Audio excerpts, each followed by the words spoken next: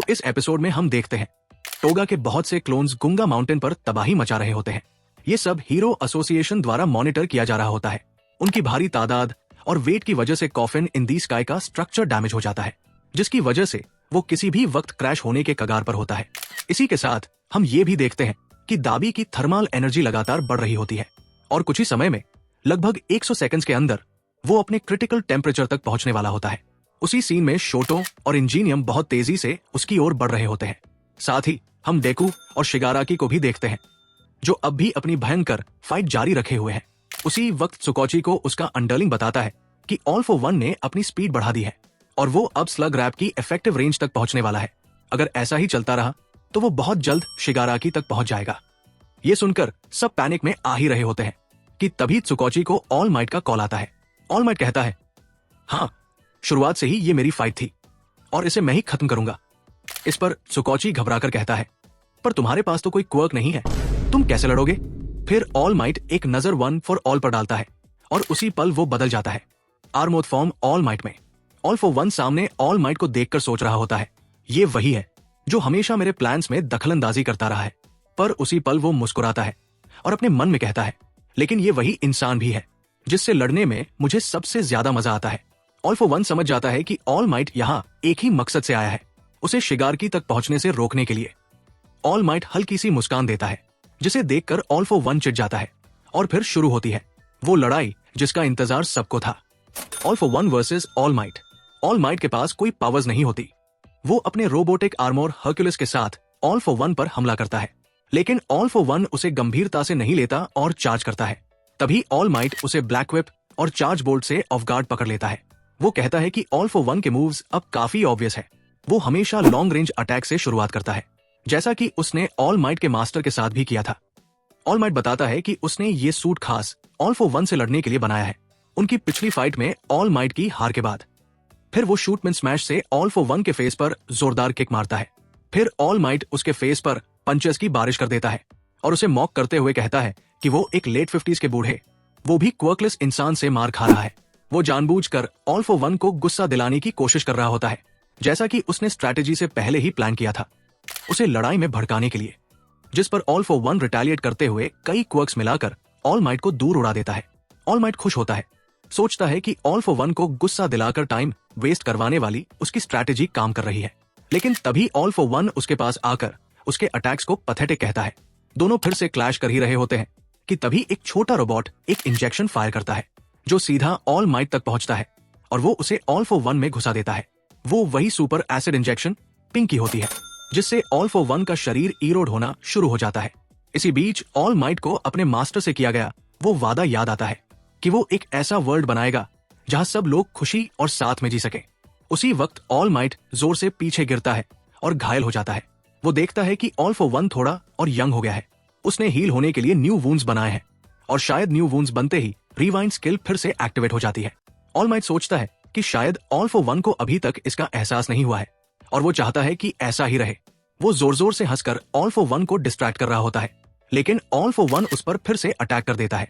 All might उसके attacks को Dodge कर रहा होता है और ऑल फॉर वन से दूरी बनाए रखता है, जिस पर ऑल फॉर वन उसे ताने मारते हुए कहता है, अब तेरी हंसी कहाँ गई, हंसना।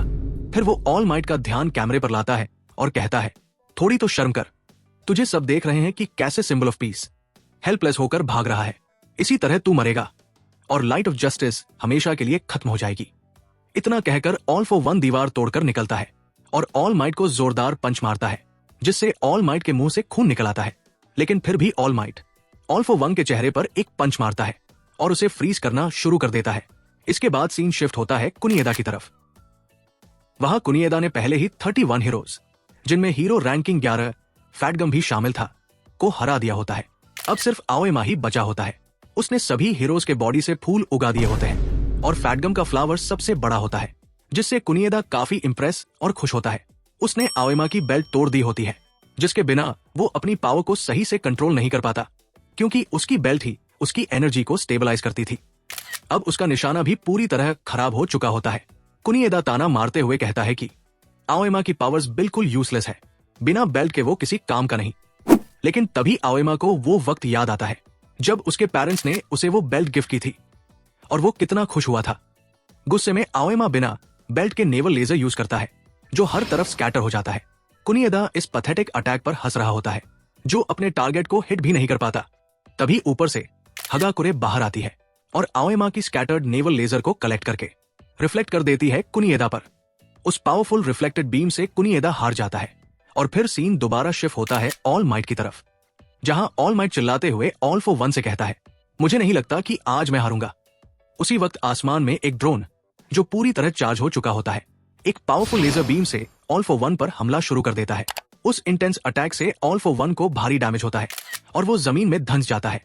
लेजर की रेडियस उसे चारों तरफ से घेर लेती है ताकि वो बाहर न निकल पाए।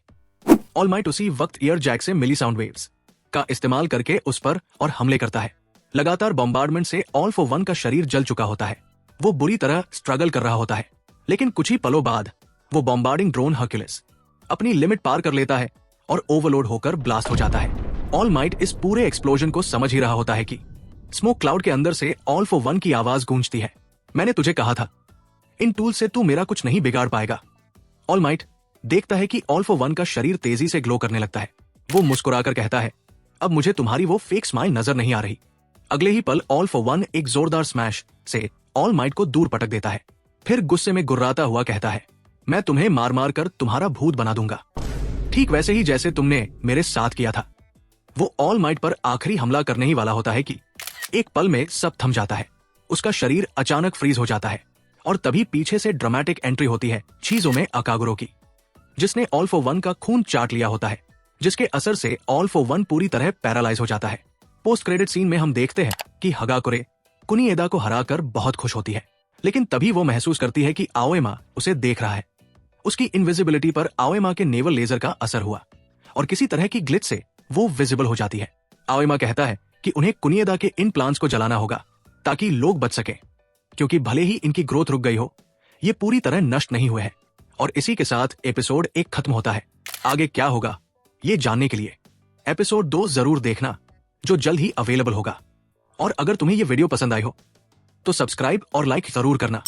तुम्हारा सपोर्ट इस नए चैनल के लिए वाकई बहुत मायने रखता है। अगली वीडियो में मिलते हैं, तब तक के लिए अलविदा, सायोनारा।